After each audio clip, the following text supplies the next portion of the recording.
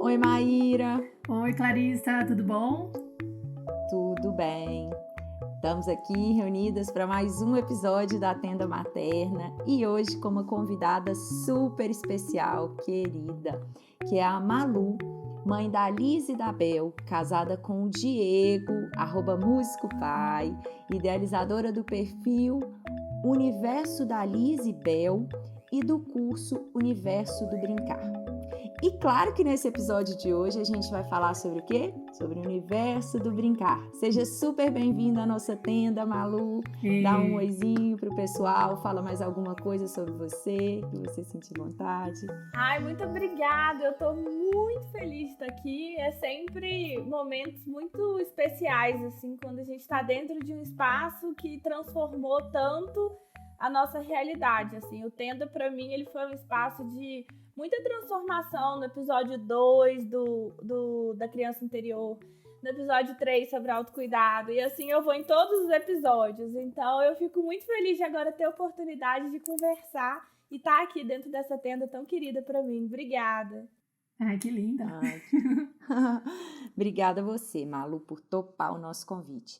Então, conta pra gente um pouquinho como é que surgiu o universo do brincar, como é que esse tema começou a fazer parte aí da sua vida, junto com a chegada das meninas. Conta pra gente um pouquinho.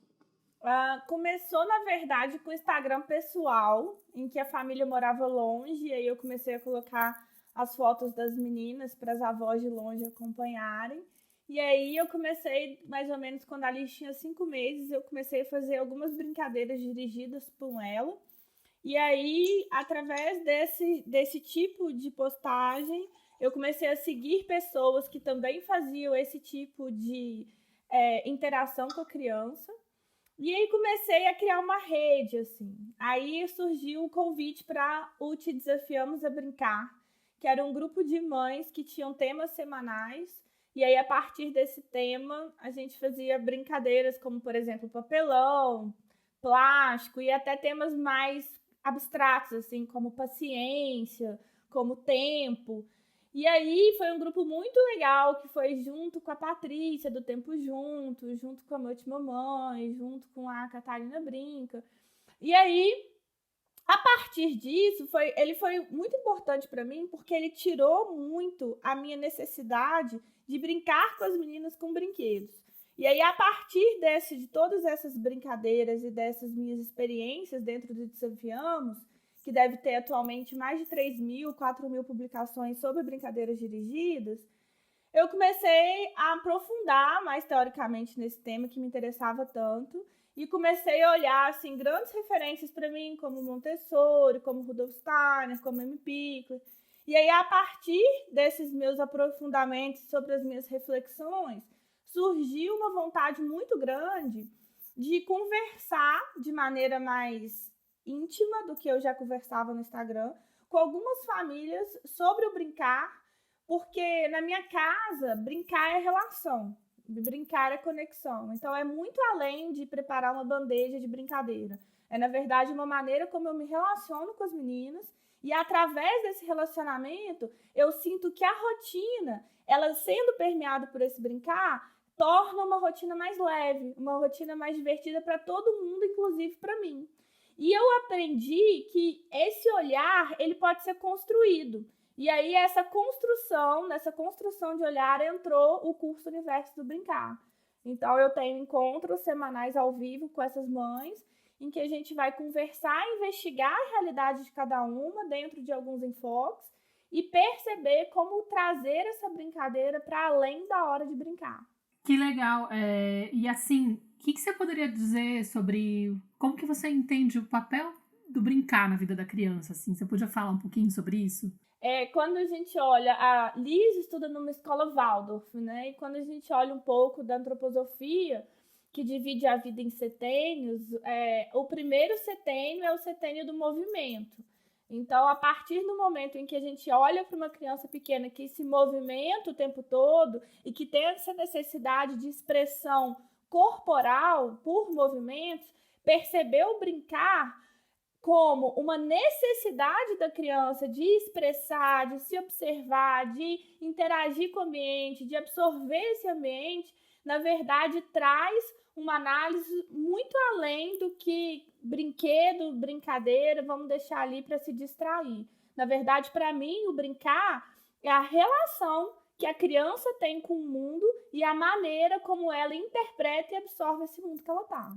É muito importante, né, a gente se dar conta que esse brincar, né, que a criança no primeiro setênio, eu me lembro muito você está falando da pedagogia Waldorf, eu me lembro muito da Nazaré Paganotti, que foi uma professora que o João teve lá na Rudolf Steiner de Minas Gerais, né?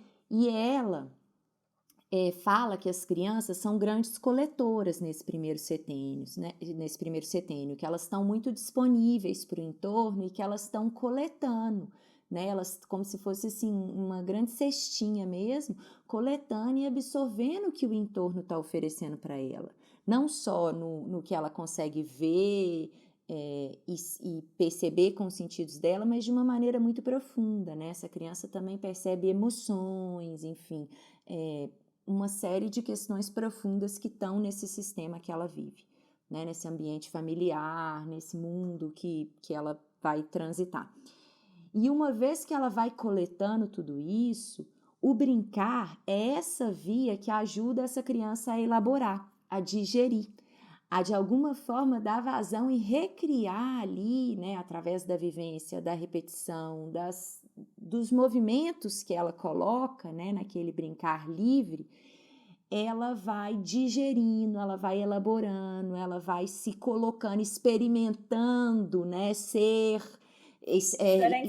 representar papéis, exatamente, né, imitar o mundo que ela está absorvendo, que ela está apreendendo. Então, é realmente um universo encantador, né, Malu? Esse universo do brincar. Sim, e Montessori fala muito sobre isso, né? Ela fala que a criança ela tem uma relação diferente com o ambiente que ela está do que um adulto tem, porque a criança absorve esse ambiente. E aí, essa absorção do ambiente faz parte da alma, da construção de quem ela vai ser. Então, quando a gente pensa em um ambiente que é propício para a criança brincar, absorver e se expressar, na verdade, o que a gente está olhando é um cuidado com a criança quando ela tem a possibilidade de se expressar nesse brincar, porque é um brincar que ele precisa ser autêntico, que ele precisa ser da criança, e não uma reprodução, às vezes, do que ela vê de alguns modelos, ou até mesmo da expectativa que os pais têm quando propõem alguma brincadeira para ela. E como que é esse ambiente adaptado, assim, esse ambiente propício para a criança? Porque eu acho que é uma questão que muitos pais ficam na dúvida, às vezes, né? Por exemplo, eu vejo que uma das coisas que a gente, às vezes, se confunde, a gente oferece muitas opções e a criança fica perdida, fica entediada, já não se interessa, e aí a gente acha que aquilo lá não é suficiente, acaba apelando para outro tipo de distração, sabe? De repente coloca uma televisão porque a criança não consegue se entreter. Sei lá, eu queria entender, tipo, que se de repente você podia até trazer um pouco disso, da sua experiência, né, desses estudos todos, para a gente poder deixar isso um pouco mais claro para quem está ouvindo, né? Nossa, e tem várias coisas que eu posso falar a respeito dessa pergunta, então vamos no passo a passo, assim. Primeiro o ambiente, né? Primeiro a gente fala das telas. Vamos primeiro. Desculpa, minha mente funciona assim, ela sempre 15 mil abas, né? Não, quando a gente pensa no ambiente propício para brincar, e a gente pensa, por exemplo, que o brincar é relação, que é conexão, que é conversa, a gente primeiro precisa pensar num ambiente que seja propício para que a criança tenha essa voz. Então, quando a gente enche esse ambiente de estímulos, sejam eles sonoros, sejam eles visuais, você está dando, na verdade, tantas distrações externas para a criança que ela não tem a oportunidade de olhar para si, para as experiências que ela teve e poder observar e poder reproduzir isso. Então, eu acho que o primeiro ponto sobre o ambiente é trazer um ambiente propício, é trazer o silêncio como uma maneira convidativa para que exista a fala da criança e um silêncio confortável, que é tão difícil para a gente, né? Porque nós não fomos ensinados a ficar confortável nesse silêncio, mas trazer esses movimentos silenciosos para casa, trazer a falta de de possibilidades que a gente vai dando para a criança. Por que você não faz isso? Por que você não faz aquilo? Por que você não faz aquilo? E oferecendo, às vezes, de maneira muito ansiosa, ações para a criança fazer, sem dar para ela a oportunidade de, dentro daquele lugar, dentro daquele espaço, ela escolher por onde que ela quer caminhar. Dar a liberdade para a criança dentro da casa dela, para que a criança se expresse não só dentro do quarto dela, porque o brincar é muito além da relação dela com o brinquedo. Então, quando você está varrendo e a criança pode varrer junto, quando você está cozinhando e a criança está com você cozinhando, quando você está estendendo uma roupa e você dá a oportunidade da criança estar ali reproduzindo aqueles processos e cuidando do lugar onde que ela está, na verdade, você dá uma voz para a criança, para que ela se sinta parte daquele ambiente e para que ela possa fazer aquilo que ela quer fazer, que é olhar para o cuidador principal dela e espelhar naquele cuidador aquela ação que ela está fazendo. Por isso que acontece muitas vezes você comprar 1000 brinquedos e você falar, não, mas o que o meu filho gosta é abrir a gaveta da cozinha e ficar brincando com aquele tanto de pote. Por quê? Porque seu filho todo dia te vê cozinhar, te vê pegar pote, te vê pegar colheres, vê uma ação em que você pega os legumes e transforma aquilo numa comida. Então, o ambiente é essa liberdade de dentro do espaço da casa que a criança possa se expressar para além de brinquedos e para além de relações lúdicas, porque quando ela está reproduzindo, ela está brincando. Muito legal, assim, né? Se a gente pudesse resumir isso, tudo que você está falando tão maravilhosamente, Malu, eu sinto que esse... além de tudo, né, assim, que você está falando do ambiente, é esse ambiente livre, esse ambiente que ele tem espaço para ela se movimentar, para ela interagir, que ela possa se movimentar com liberdade. E além disso, eu sinto que você está chamando atenção também para o adulto como parte desse ambiente, como esse ser que está ali constantemente inspirando esse movimento, esse fazer da criança, né? Porque as crianças, elas estão constantemente movimentando, né? Elas são puro movimento. E elas estão interagindo aí com esse ambiente. E se existe um adulto que também está nesse movimento, porque nem sempre a gente está em casa ou a gente está na presença da criança em movimento. Uhum. Hoje em dia, cada vez menos. A gente se coloca, e até puxando um gancho para o que a Maíra estava falando, né? A gente se coloca na frente da criança, na presença da criança, muito com o nosso corpo muito paralisado, muito na frente de telas, né, de celular, de tablets, de computadores, porque muitas vezes o nosso trabalho, ou às vezes nem é trabalho, assim, as distrações, o que nos dá prazer é estar ali na frente dessas telas. E o quanto que isso entre aspas, né, assim, o quanto que isso impacta no brincar dessa criança. Claro, porque quando ela olha a referência sendo uma referência estática, na verdade ela não tem possibilidades de imitação, porque a imitação é um ser parado, e ela como movimento, ela não vai ter esse link e essa possibilidade de entender um processo manual, por exemplo, que ele tem início, meio e fim. Quando a gente pensa em tela, quando a gente pensa em televisão, são oportunidades sempre muito prontas, muito rápidas, com muito estímulo, e que aquilo reverbera na criança não só na hora que ela está ali assistindo, mas que reverbera, às vezes, de uma maneira muito mais grandiosa, que seria o comportamento, a modelagem do brincar. Então, a criança ela vai brincar se ela tiver aquele personagem. A criança ela vai brincar se ela reproduzir aquela situação. E ela não tem mais um brincar genuíno, uma expressão. Ontem eu estava escutando uma entrevista assim maravilhosa aqui, só que era em espanhol. E a mulher, ela é uma ativista desse movimento do brincar mesmo, do brincar livre, ela anti-telas, né, anti-pantalhas. E depois vou te passar o link. Quero ver, assim, com certeza. Maravilhoso, vou passar para você também, Malu. Maravilhoso. E ela falando exatamente sobre isso, assim, que além disso que você está falando, né, que as telas, elas liberam alta dose de dopamina no cérebro da criança, que é esse hormônio responsável pelo prazer, pela satisfação. Mas são doses totalmente não naturais, assim, que a criança é diferente de, por exemplo, quando ela tá, sei lá, andando numa bicicleta, balançando numa rede, fazendo uma caminhada, jogando uma bola, brincando de boneca, assim, que é liberado dopamina, com certeza, né? Ela sente prazer em estar ali naquele movimento, mas que quando ela tá na frente de uma tela, essas doses, elas são muito altas. E isso impacta o funcionamento do cérebro, assim, isso impacta esse cérebro que ainda está se desenvolvendo de uma forma extremamente negativa e condiciona a criança a querer sempre essa alta dose de estímulo e de dopamina. Então, a vida real, o andar de bicicleta devagarzinho, que eu levo tempo para eu aprender, ou o brincar ali sozinho durante um tempo com os meus bonecos, com o que tá ali, né? Isso perde a graça. A vida como ela é, no ritmo que ela é, fica sem graça. Já não é cada vez mais suficientemente estimulante para ela, né? Não, e a gente percebe claramente, se a criança ela começa a ficar exposta muito tempo na televisão,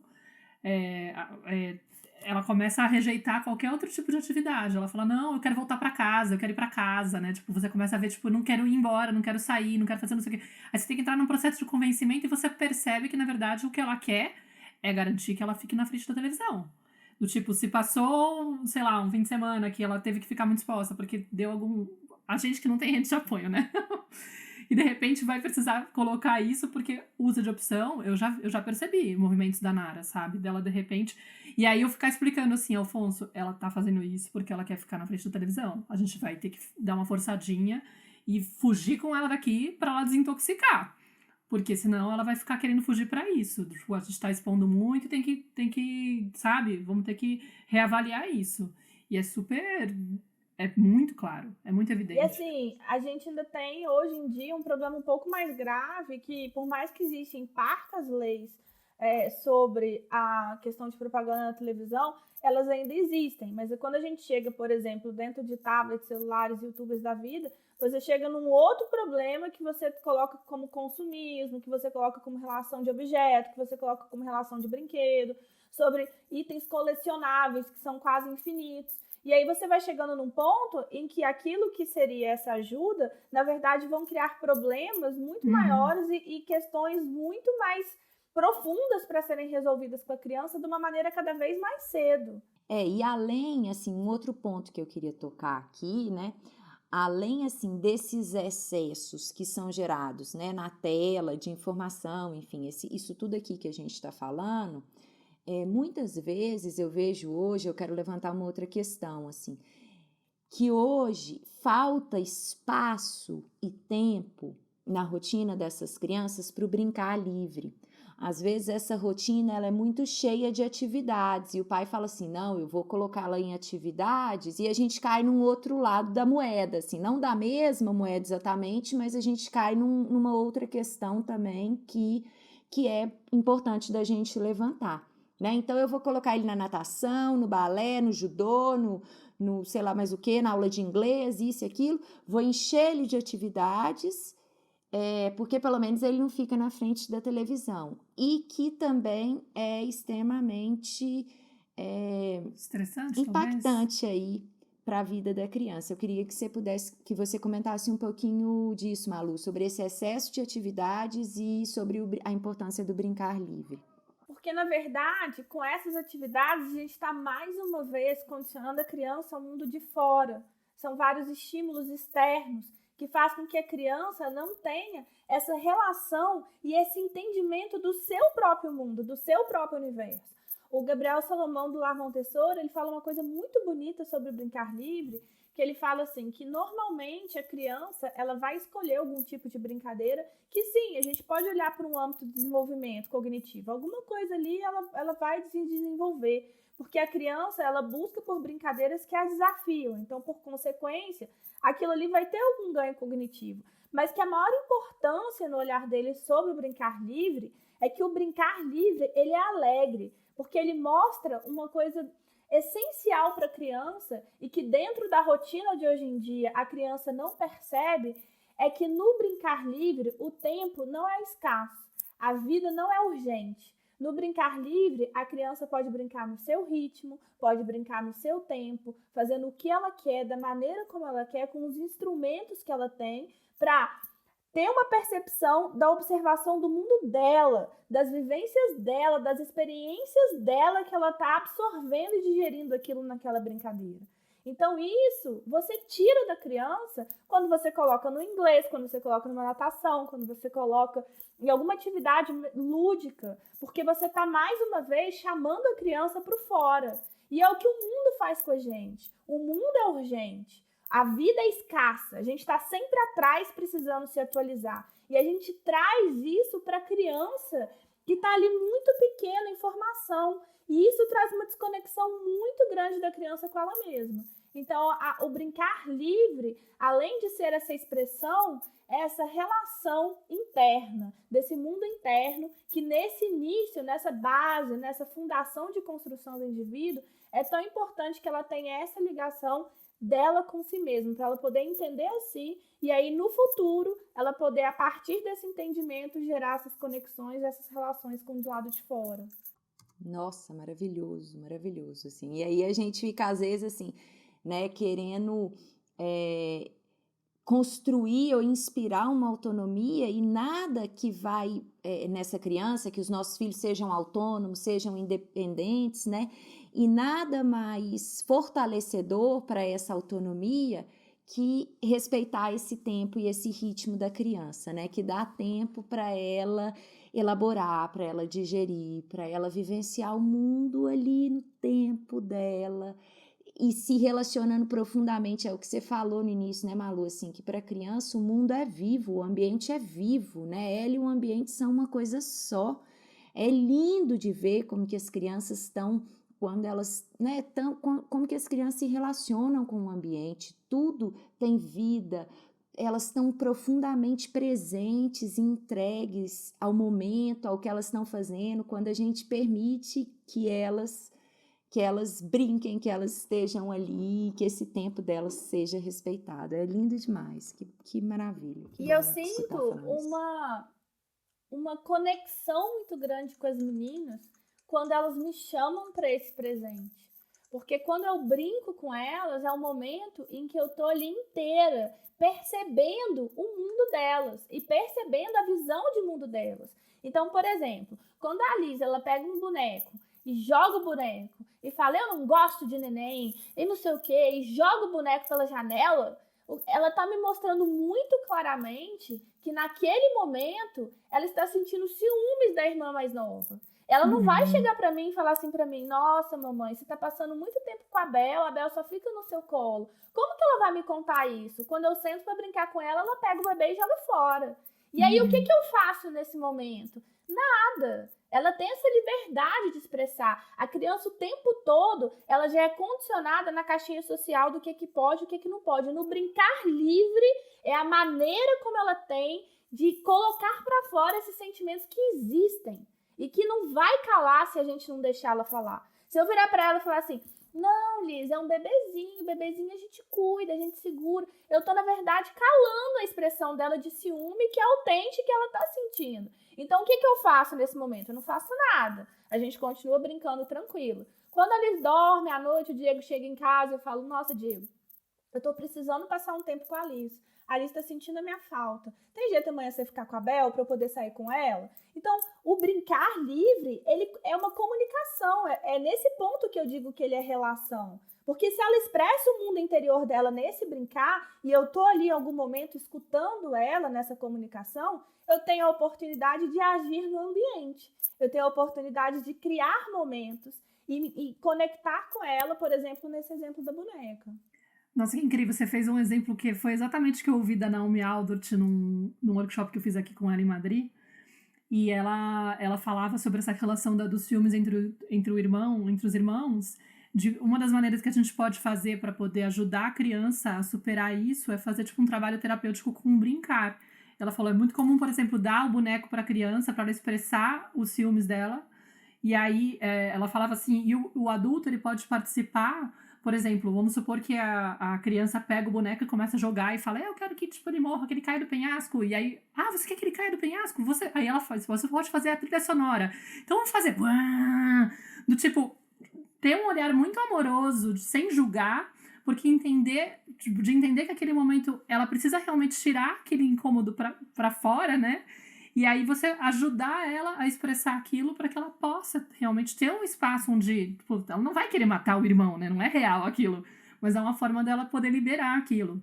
E bem casa bem com o que você tá contando, né? Porque ela vai sentir essa raiva. Então, nesse momento, ela tem o direito de expressar essa raiva, esse ciúme, esse incômodo de alguém que chegou e tomou o lugar dela. E a gente condiciona o brincar a relações e comportamentos sociais. Então, a gente já fica preocupado. Nossa, o meu filho tá fazendo isso. Sabe? Quantas vezes a Bel já morreu na brincadeira da Liz? Sabe? Por quantas vezes a Liz fala que a família, vou montar nossa família. Um bonequinho papai, um bonequinho mamãe, um bonequinho Liz e 2 cachorros. E ela fala, a família tá completa. E aquele momento é o momento dela de mostrar esse incômodo e ela tem o direito de sentir incomodado. E eu tenho, como adulta, a capacidade de entender que ela não quer matar a irmã. Eu tenho, como adulta, esse olhar atento sobre possibilidades de ação para o futuro, mas não possibilidades de tolir ela naquela expressão do que ela está sentindo, porque aquilo é verdadeiro para ela. E exatamente isso que você falou, né? Você percebe, então, que aí existe uma dor, que você precisa ajudar ela a cuidar disso, ou precisa dar mais atenção para ela, porque ela realmente está sentindo. Tanto é que deu para sentir nesse momento. Malu, eu queria muito falar de um assunto que eu adoro, a gente adora aqui na tenda, né? De tocar na nossa infância também, fazer essa relação de contar um pouco da nossa história. Então eu queria que você contasse um pouquinho da sua experiência, de como que foi o brincar na tua infância. Por quê? Porque, por exemplo, para mim é uma questão que pega muito. Eu considero assim que eu fui, quando eu lembro assim da minha história de infância, até já falei isso pra você, a gente trocou uma vez alguns áudios por WhatsApp, né? E eu me abri pra você em relação a isso.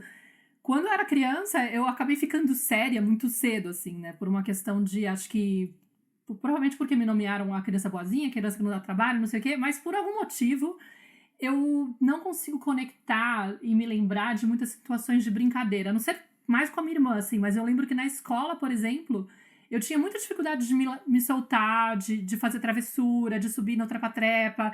Eu tenho até lembranças de eu olhando, assim, de dentro do tanque de areia, olhando para o cenário externo, eu com 6, 7 anos, olhando para as crianças brincando e pensando, nossa, como eles conseguem fazer isso? Eu não vejo a hora de ser grande. Tipo, ser criança é esquisito, tipo, eu não consigo... Ai, não, eu quero ser grande pra poder parar de me sentir esquisita, sabe? Uma coisa meio assim, sabe? Era uma sensação estranha, eu não conseguia. Eu achava que, tipo, se eu fosse brincar, eu ia cair, machucar a mão, quebrar o braço e ia sentir dor, sabe? Não sei. Então, hoje em dia, o que acontece? Eu tenho muita dificuldade de brincar com a Nara. E eu meio que me cobro, e às vezes eu me absolvo e falo, bom, eu tenho que entender quem eu sou, eu não sei se eu tenho que curar isso e aproveitar essa coisa da conexão com ela para poder, de repente, reencontrar essa espontaneidade que eu perdi, essa capacidade. Tem vezes que eu olho pro Alfonso e eu morro de inveja, porque eu vejo que ele se entrega, e tem vezes que eu olho admirando e acho lindo, mas eu fico muito curiosa com isso, assim, qual que é o papel do adulto, até que ponto a gente tem que tentar fazer uma mudança, ou simplesmente, uma vez que a gente detecta que, eu não sou muito disso, tudo bem, sei lá, entendeu? É uma oportunidade ou sei lá, enfim. Como que foi pra você? Bem, a minha infância, falando sobre como era meu brincar antigamente, eu tenho 2 irmãos muito mais velhos do que eu. Um tem um irmão de 10 anos mais velho, outro irmão de 8 anos mais velho. No meio da minha primeira infância, eu mudei de cidade e a gente mudou para o interior e a gente tinha uma casa muito grande. E as minhas lembranças de infância são lembranças muito solitárias, são de brincadeiras muito sozinhas. Então eu lembro que eu me conectava assim, muito com a leitura. Eu sou muito aficionada por literatura, de uma maneira assim, educada de dizer que eu sou quase obsessiva, uma leitora obsessiva, porque eu nunca liguei muito para televisão, que era uma característica que a minha família gostava muito. A gente tinha TV em quase todos os cômodos, mas eu nunca gostei muito. E na literatura eu encontrava uma companhia, um conforto, viagens ali internas que me colocavam em outras histórias, em outras situações. Também na minha infância, mesmo dentro de sala de aula, em escola, eu sentia, às vezes, alguns tipos de relação, assim, meio de exclusão. Eu, às vezes, me sentia também um pouco fora ali de pertencimento de um grupo. E também tinha na leitura essa minha conexão, assim, e dentro de questões intelectuais, que eu sempre fui muito boa aluna e me baseava nisso para poder seguir com menos dor. E aí eu sinto que existe no meu olhar hoje em dia com as meninas, eu me sinto uma cura muito grande dessa minha relação com a minha criança, porque eu brinco com as meninas. Eu, diferente de você, eu tenho muito prazer em brincar. E às vezes eu tô numa relação assim, às vezes tão conectada com o momento, que eu tô brincando de boneca e eu tô trocando a roupa da boneca e eu falo, ai, vamos pegar umas coisas pra gente fazer no cabelo? E aí eu vou fazendo uma coisa e eu me sinto com companhia, sabe? Eu retomo aquela criança e eu falo, nossa, hoje eu tenho 2 meninas que brincam comigo. Eu tenho 2 meninas que estão ali dispostas e sedentas pelo meu olhar. Então, eu sinto que nessa relação de brincadeira existe uma cura muito grande. Porque brincar, Maíra, é descontrolar, né? O brincar é você sair desse controle e você ir no fluxo, principalmente do brincar, olhando por esse olhar livre, como expressão da criança que está se colocando nesse brincar, e não como a minha expressão. É um brincar que é como se você estivesse no mar, e o mar tá mexendo e você tá seguindo ali, mas você não tá remando, sabe? Você não tá controlando a direção. Então, o brincar, ele traz essa condição de ser liderada e de ser controlada. E, às vezes, isso é muito difícil, né? Às vezes, isso pode ser uma coisa mais tranquila para mim, mas que, às vezes, pode ser difícil para as outras pessoas. E eu acho que, nesse sentido, o interessante é perceber que existem milhares de maneiras de se conectar através da brincadeira e não necessariamente sentando no chão e brincando com a criança. Talvez você tenha dificuldade, sei lá, para poder brincar de boneca, ou para poder brincar de casinha, ou para poder brincar de carrinho, mas talvez você ir no parque, subir em árvore seja uma coisa que você gosta. Talvez você organizar os mantimentos dentro da despensa e a criança está ali fazendo isso com você seja uma coisa que você gosta e que aquilo para a criança é brincadeira, porque na verdade você tem infinitas possibilidades de se relacionar. E nessa relação você pode trazer esse olhar da brincadeira e não necessariamente essa dependência de brinquedo que o adulto normalmente tem numa relação de brincar com a criança. Faz sentido para você? Sim, eu acho que o lugar que eu mais tenho facilidade é cantando mesmo, porque acho que é a coisa que eu mais gostava de fazer quando eu era criança. E aí com ela é onde eu me entrego. E até perguntei para ela outro dia, Nara, quando que você vê a mamãe mais feliz? O momento que ela tá mais alegre de tudo. Aí ela falou, não sei, mamãe, tem certeza? Fazendo o quê? Quando eu tô fazendo o quê que eu tô feliz? Aí ela olhou pra mim e falou, cantando? Eu falei, com certeza, tipo, não tem comparação. É o momento, acho que onde eu me identifico mais comigo mesma. E aí, quando eu trago isso pra ela, acho que ela percebe e a gente tem essa coisa de ficar cantando o tempo inteiro e pôr música, às vezes as músicas dela, às vezes as minhas. Ela já sabe várias das minhas também. Gente, que lindo, né? Assim, eu nunca pensei que esse episódio sobre brincar fosse ser tão tocante, né? Tão profundo. Quanto que falar de brincar abre a gente profundamente, assim, né? Para tocar nas nossas emoções, para a nossa experiência infantil e quanto que isso fala de nós e fala dessa relação com a criança, né? Obrigada, Malu, por essa oportunidade, assim, nossa senhora, acho que fez assim, ó, abriu um universo mesmo, né? A gente pensa em brincar como uma coisa, né? Uma muito coisa da criança, mas abrir um universo todo aqui, que eu tenho certeza que quem está escutando a gente deve estar aí borbulhando, cheio de questionamentos, cheio de possibilidades para esse brincar, né? Nossa Senhora, maravilhoso. Eu me emocionei também. Eu vi. Rolou uma lágrima aqui, que não dá para ver porque não tá gravado o vídeo. Eu vi, Má.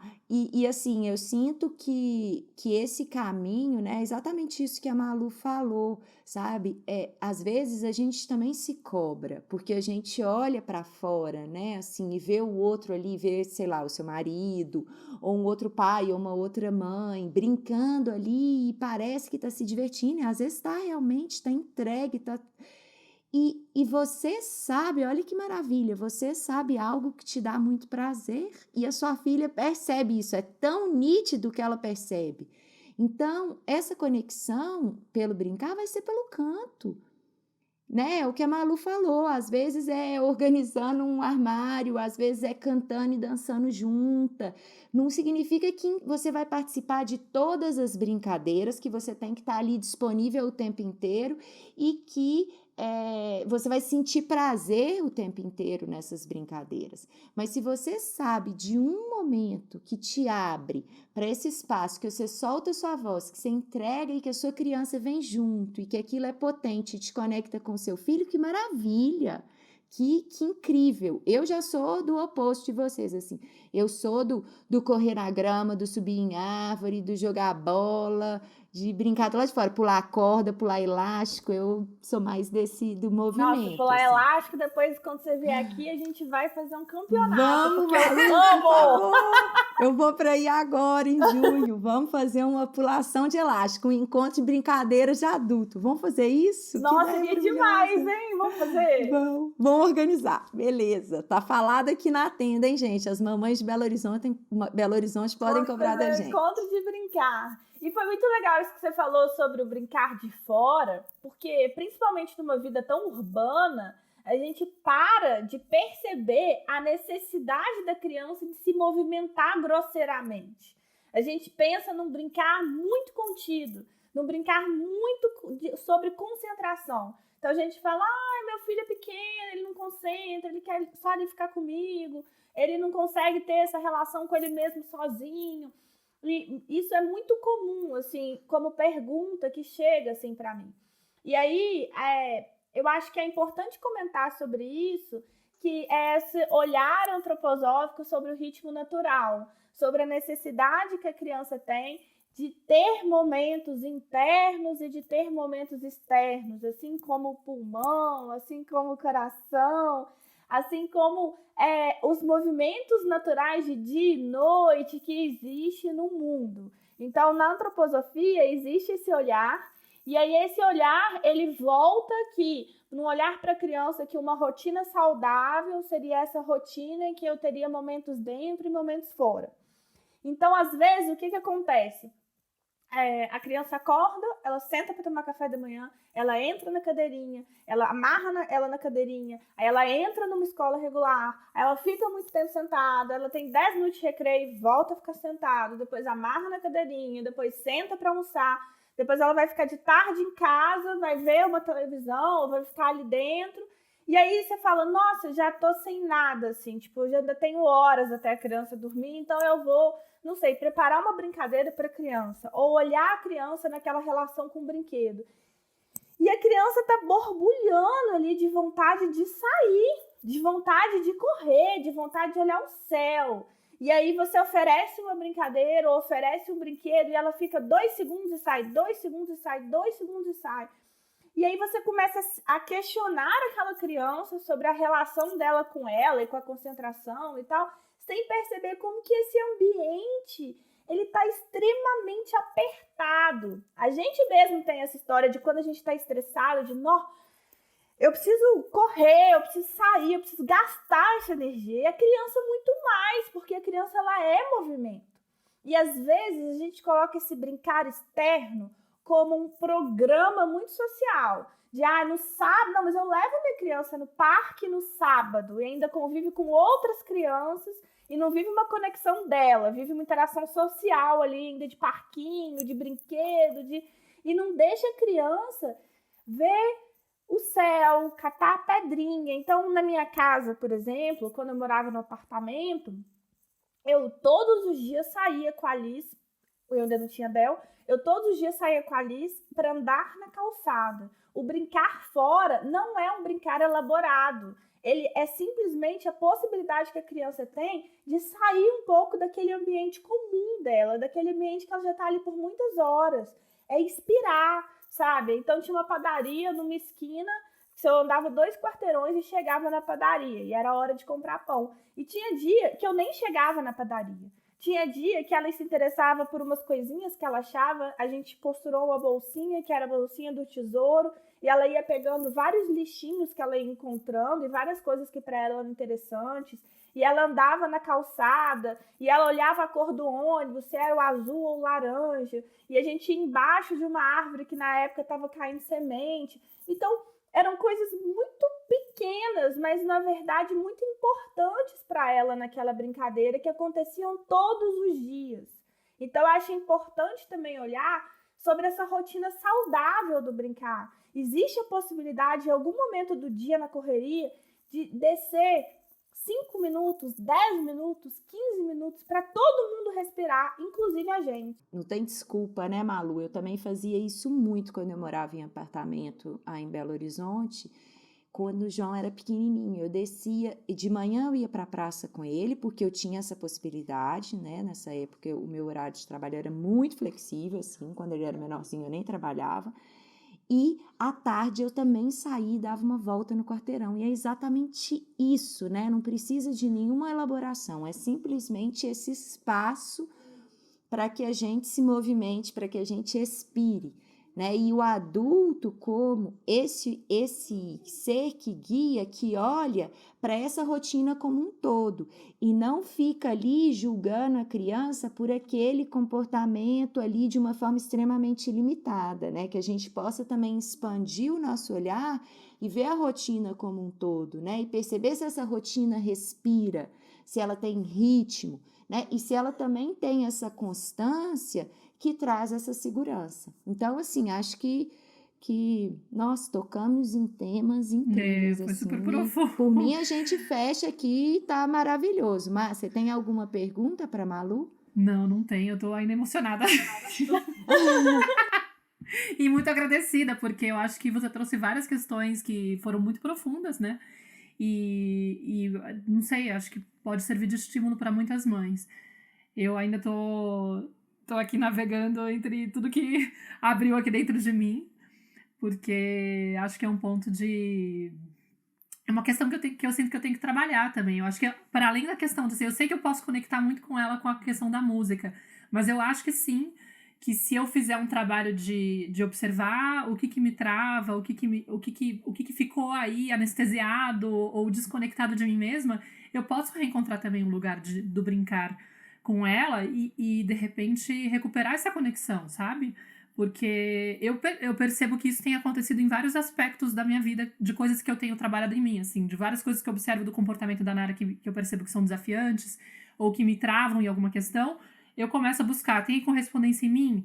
É algo que eu posso limpar? É algo que eu posso trabalhar? E muitas vezes, através de terapias e de processos que eu faço de ressignificar isso e limpar isso em mim, eu percebo que eu recupero muito, assim, do estar presente, sabe? Sei lá, outro dia andando com ela na rua e a gente saindo de um lugar onde a gente já tava voltando para casa, não tinha por que ter pressa, mas eu estou sempre acelerada, né? Eu tenho esse meu estilo mais urbano, mais acelerado, mais pilhado, e ela parou, agachou e falou: "Nossa, mamãe, uma mariquinha", que é a versão espanholada do Joaninha, né?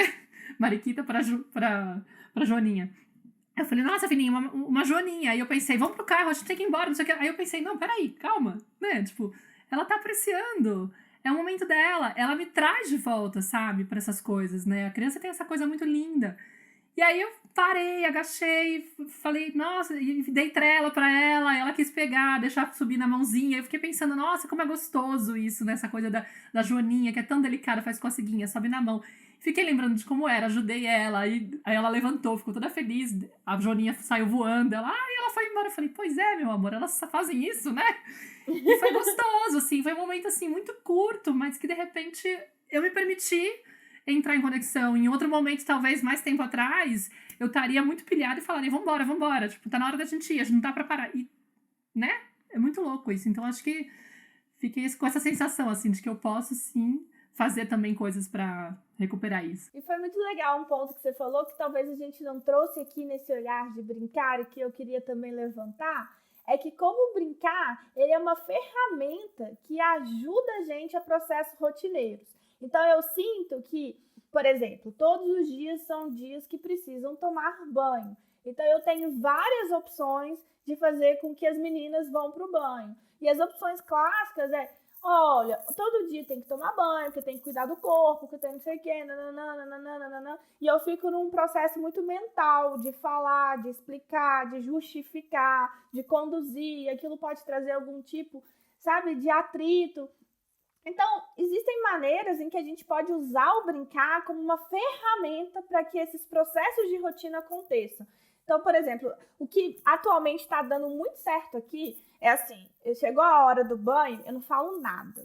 Eu levanto, vou para a cozinha e começo a pegar um tanto de panela assim e levo para o banho. Aí, se as meninas não tiveram atenção, aí eu começo várias risadas, assim, eu falo, que coisa divertida isso aqui. E aí a Alice chega e fala assim, o que você tá fazendo? Eu falo, não, nada não, pode ir lá na sala, eu tô só fazendo uma porção aqui. Aí ela fala, porção pra quem? Aí eu falo, nossa, eu não sabia não, passarinho adora comida azul, agora eu vou fazer uma comida pra ele, mas pode ir lá, eu vou só fazer aqui no banho e aí depois eu entrego pra ele. Aí ela já tá tirando a roupa e fala, não, eu quero participar, eu quero fazer essa comida. Aí eu falo, então tá, então vem aqui comigo que eu vou te mostrar como é que faz, então vem. E aí, eu não falei assim, Liz, é banho, precisa, tá na hora do banho. Sabe? Você consegue nos piores dias, no momento que você tá mais cansado, no momento que você só quer que as coisas sejam feitas, o ele é uma ferramenta.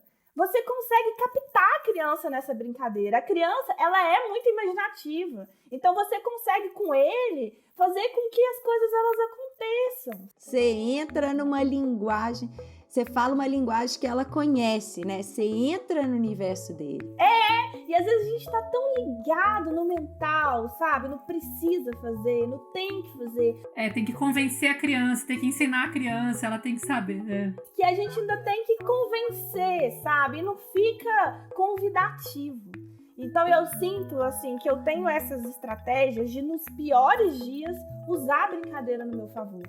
E isso pode ser uma excelente estratégia para que a rotina ela aconteça, que elas durmam mais cedo. E aí sim eu falo, beleza, então agora eu vou olhar o que eu tô precisando. Que seja o silêncio, que seja respirar. Mas ela pode acontecer como uma ferramenta também. Malu, minha santa, você arrasa demais. Tô adorando essa conversa maravilhosa, né, não, Mar? Eu imagino que todo mundo que está escutando a tenda vai querer também se inscrever nesse curso aí do universo do brincar. Fico muito feliz de poder conversar realmente de coração com pessoas que me transformam. Então esse é um universo que está muito atento, eu estou muito atenta a ele, que realmente eu sinto que ele transforma, sabe? Ele transforma a minha vida aqui, tanto na mulher que eu sou, quanto na relação que eu tenho. E convido todo mundo a se transformar, sabe? A voltar a ter um olhar atento. Porque quando a gente olha o brincar para muito além da brincadeira, a gente percebe que brincadeira não é coisa de criança. Brincadeira é conexão. Malu, eu quero super, super agradecer e já dizer que, pra mim, esse encontro de 1 horinha foi transformador, foi super bonito, foi super profundo. Terapêutico, né? E curativo, exatamente. E então eu queria super, dizer obrigada por ter vindo, por ter aceitado o nosso convite, por estar participando. Acho que a gente pode fechar, né, para poder encaminhar.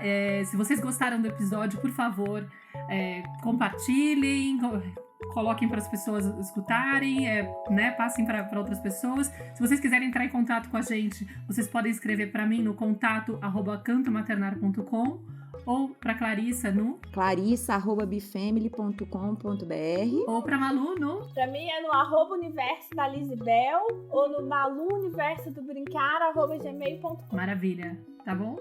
Gente, é isso. Acho que a gente pode fechar por aqui. Super beijo para vocês, para os ouvintes também. Um beijo grande, pessoal, e até o nosso próximo encontro aqui na tenda. Beijo, Malu. Brigadão, querida. Beijo, Maria. Um beijo. Estou muito feliz. Uma delícia conversar com vocês. Um beijo. Obrigada. Tchau, pessoal. Tchau.